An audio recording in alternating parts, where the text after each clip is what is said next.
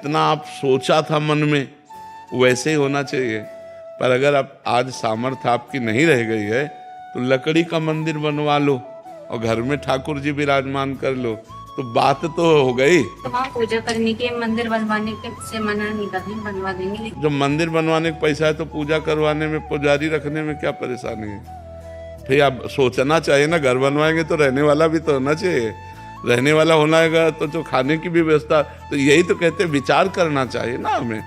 तो जब तक आप जीवित है तब तक आप सेवा करें, और जब आप पधार जाएंगे तो ठाकुर जी जाने किसी और को लेंगे, आपको व्यवस्था कर देनी चाहिए।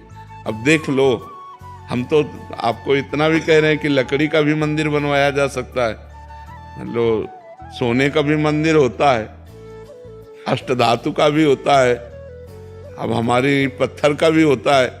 अब नहीं है तो हम लकड़ी का बनवा दे रहे, अपने घर में रख लिया, भगवान विराजमान कर लिए, पूजन किए, और जब हमारा शरीर छूट गया तो जो होना होगा सो परिवार में कोई न कोई तो होगा ही। वहाँ रहते नहीं है गाँव में।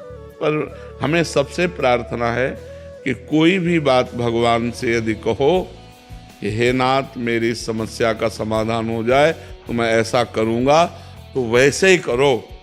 अगर 51 रुपये माने हैं तो फिर 11 में मत आ जाओ यार, 51 तक तो पहुँचो।